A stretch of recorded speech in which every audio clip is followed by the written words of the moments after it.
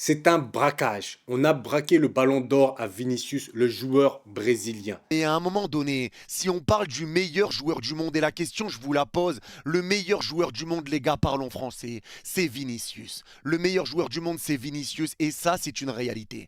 Parce qu'aujourd'hui, je ne comprends pas comment Vini peut passer à côté de ce trophée. Est-ce une affaire de racisme ou pas? On en parle après le générique.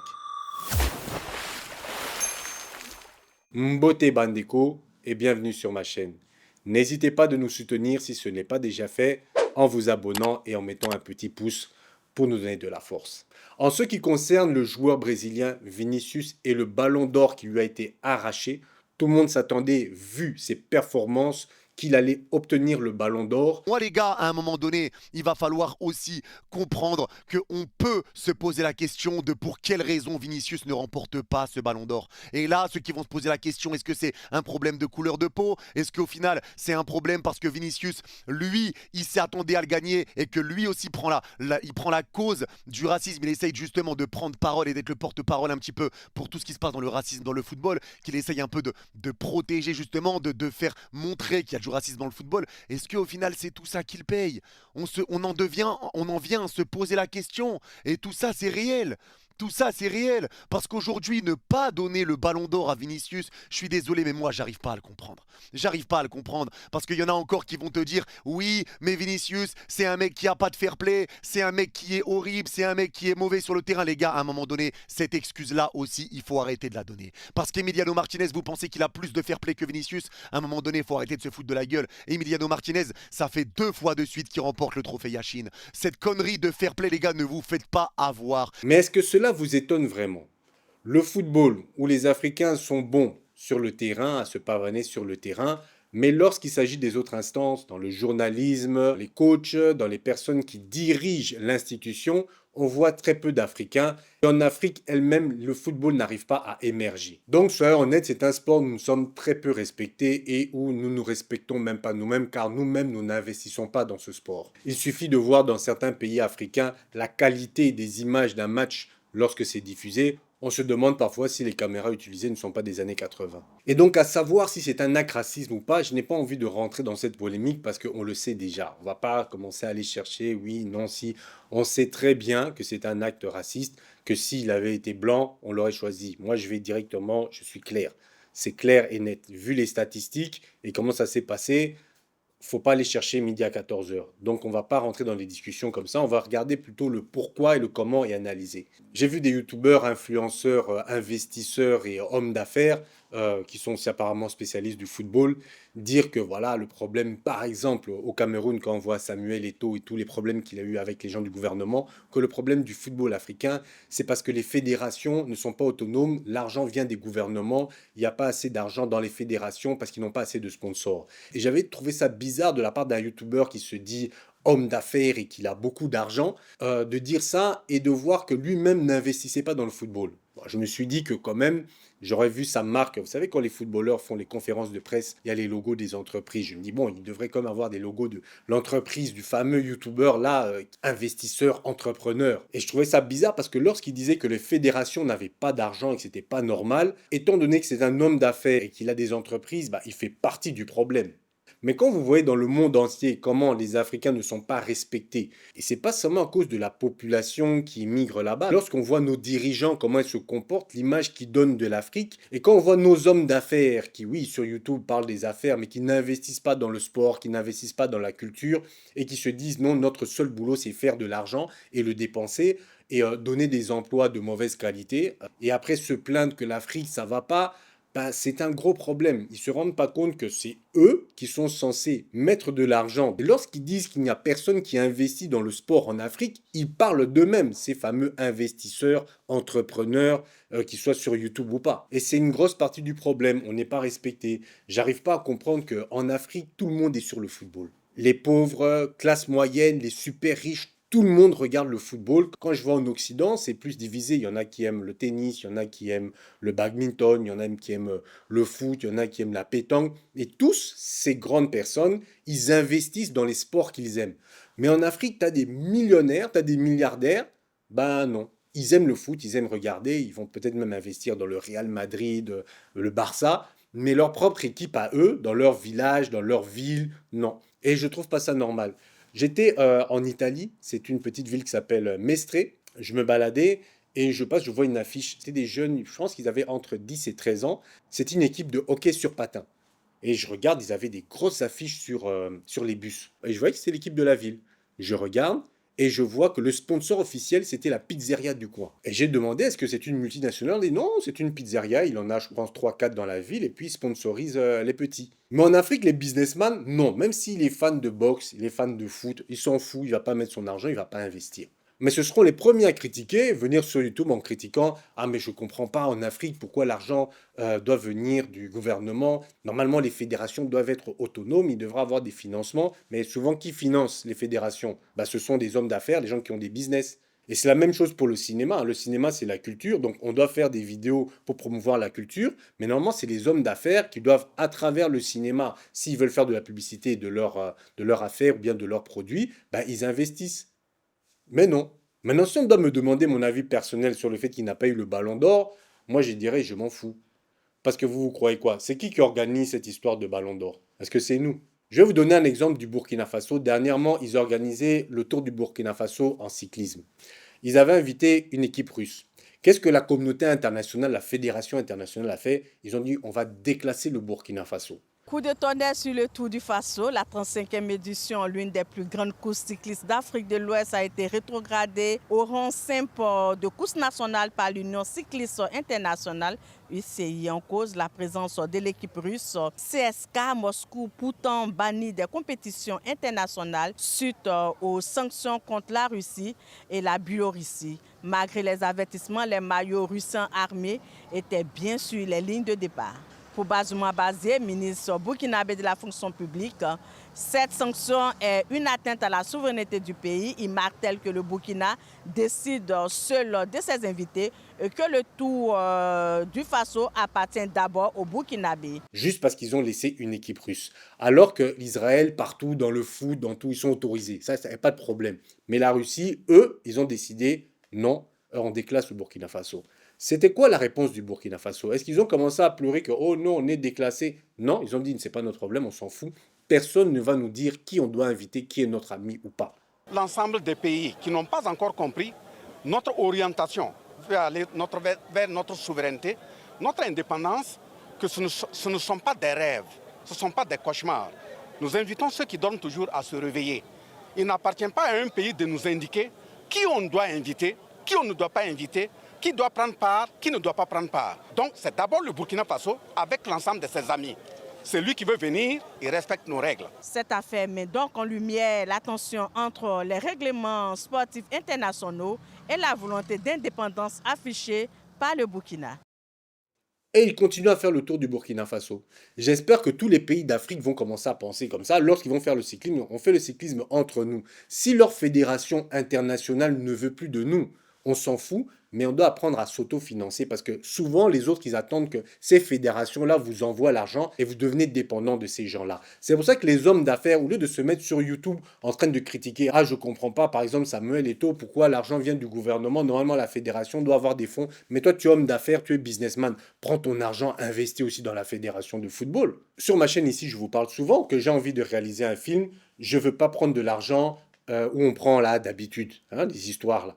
Je vous ai dit, on fait un crowdfunding, on investit nous-mêmes. Là, maintenant, le crowdfunding était à plus de presque 2000 euros. Ça va petit à petit, mais c'est pas grave. Même si je vais pas à la vitesse grand V, je préfère entre nous, entre frères et sœurs, on va avancer petit à petit. On va prendre notre caméra, on va faire notre film. Peut-être que la première, ça va pas être comme on veut. On va s'améliorer, ainsi de suite. Et puis la caméra, quand je l'utilise pas, je donne à un autre réalisateur. Moi aussi, je l'aide pour qu'il puisse faire son film. C'est comme ça qu'on fait. Je dis pas qu'il faut aller directement avec la peut-être grande équipe nationale, mais même une petite équipe du quartier. Mettez le logo de votre entreprise, financez, que les jeunes, quand ils viennent, ils savent que, en tout cas, nous, on n'a pas de problème pour les déplacements, pour manger, pour les entraînements, parce que voilà, il y a un homme d'affaires qui voit dans son budget, il y a une partie qui donne l'argent pour le football. Surtout si cet homme d'affaires, il est passionné de football.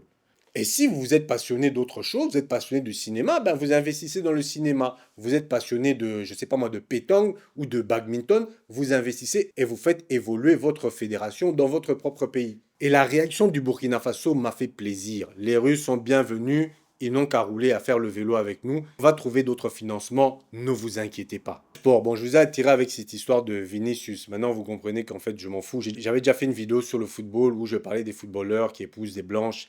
Et si ça sert à quelque chose, apparemment, Vinicius aussi, il a une femme blanche, ça l'a pas aidé à avoir le ballon. Pour vous dire que voilà, il suffit pas d'avoir une femme blanche aussi pour réussir. Et ceux qui ont mal dans la communauté, je les comprends aussi. Moi aussi, en 2001, quand Hamilton, on l'a volé sa victoire, je vous dis, moi aussi, j'ai eu très mal. Mais ça m'a fait réfléchir. Je me suis dit, bon, en vérité, c'est comme ça, c'est leur truc à eux. Ils ont fait leur business là, entre eux, et ils veulent que eux, entre eux, qui gagnent, qui fassent le truc. Et si vous voulez évoluer, il faut commencer à mettre la main à la pâte. Il faut évoluer dans son propre domaine, parce qu'il ne faut pas espérer que le racisme va s'arrêter. En fait, vous devez comprendre que ces personnes ont une façon de penser depuis des siècles. Regardez en Martinique, en Guadeloupe, tout ce qui se passe. Ils sont passés de l'esclavage à l'ancienne, ils ont créé un système d'esclavage moderne. On est en train de voir ça, c'est un système d'apartheid. Donc, ils disent que c'est la France, la Guadeloupe, la Martinique, que c'est la France, mais vous voyez qu'il y a un système d'apartheid. Les gens qui sont à la métropole, les gens qui sont là-bas, c'est pas le même niveau de vie, ce n'est pas le même respect. Et d'ailleurs, je ne comprends pas les Martiniquais qui disent que oui, on veut que la France nous respecte plus. Prenez seulement votre indépendance. Arrêtez d'aller gauche-droite. Ça fait des siècles qu'ils sont en train de vous embrouiller, mais vous espérez encore, oui, on veut régler la vie chère. Arrêtez ça. Prenez vos responsabilités, chassez-les, prenez votre indépendance. Et puis ne croyez pas que sans la France, vous n'allez pas y arriver. Parce que déjà, la France n'investit pas chez vous. Ils disent que vous devez vous-même être autonome. Donc, vous êtes déjà autonome. Donc, si vous les virez, vous continuez, vous êtes autonome et vous faites des business avec les personnes à côté de vous. Mais il faut arrêter de demander à la France, oui, arrangez la vie chère. Est-ce que vous pouvez un peu baisser les prix? Non, chassez-les. Vous prenez votre indépendance. Vous vous débrouillez. Ce sera difficile au début. Comme tous les pays d'Afrique, regardez, jusqu'à présent, on galère. Mais au moins, on a un semblant d'indépendance. Mais on a déjà pris le chemin. Et c'est la même chose aussi avec le football. Il faut qu'on arrête d'aller mendier pour qu'ils nous donnent le respect. S'il vous plaît, regardez notre frère Vinicius. Pourquoi vous n'avez pas donné le ballon d'or? Écoutez, organisez vous-même quelque chose en Afrique où vous décidez de c'est qui le meilleur joueur. Et pas seulement de l'Afrique. Vous pouvez même en Afrique décider qui est le meilleur joueur dans le monde. Vous-même vous dites si vous avez envie de donner à un Chinois, à je ne sais pas moi, à un Ouzbékistan, n'importe qui, mais vous décidez en tant qu'Africain. Vous pouvez aussi. Il faut qu'on apprenne à faire les choses par nous-mêmes parce que eux ne vont jamais nous respecter. En fait, j'ai vécu en Occident, j'ai bien regardé. Oui, c'est vrai qu'il y a des Occidentaux qui nous respectent, il y en a. Mais dans la majorité, leur système et les personnes qui sont haut placées, il y a un système qui est établi, un système de pensée. Ça n'a pas changé depuis les années là. Et c'est seulement Internet qui est en train de révéler un peu tout ce qui est en train de se passer. Parce que dans leurs médias, quand ils essayent de trafiquer les choses dans leurs médias, parce que les fake news, ce n'est pas sur les réseaux sociaux. Les fake news, c'est dans leurs médias. Regardez par exemple en Irak, quand ils ont sorti la fiole, que c'était soi-disant des produits chimiques. C'était faux. Ça, c'est l'une des plus grosses fake news. Et c'était où? C'était à CNN, c'était à TF1, c'était dans les grandes chaînes. C'est pour ça aussi, par exemple, que notre frère Alain Foka, il allait ouvrir sa chaîne au Congo. Comme ça, lui aussi, il essaie de donner sa propre information. C'est comme ça qu'il faut faire pour le football aussi. Le pauvre Vinicius, là, il vient du Brésil. Au Brésil, c'est compliqué pour les Noirs. Je vous dis, au Brésil, c'est très compliqué. C'est un pays très raciste. L'Amérique du Sud, regardez en Argentine, tout ce qui est en train de se passer. Et justement, ce sont des grosses nations du football. Donc, ils ont plein de journalistes et puis ils sont là en train de voter. Ils voient un noir. Ça passe pas. Ils voient un blanc, ils se disent non, on va essayer de trafiquer. Oh, il n'était pas très, c'est quoi? Il n'était pas très fair play. Ils vont chercher tout et n'importe quoi pour justifier leur choix. Donc vous voyez cette histoire de Vinicius. Laissez passer seulement, c'est pas grave. Je vous avoue, moi je suis pas trop fan de football, je suis plus fan de Formule 1, mais mon cœur était brisé lorsqu'ils ont fait la même chose avec Hamilton en 2001 et c'était peut-être même pire parce que c'était vraiment, ils ont bafoué le règlement pour pouvoir faire gagner Max Verstappen. Un blanc parce que ça passait mieux.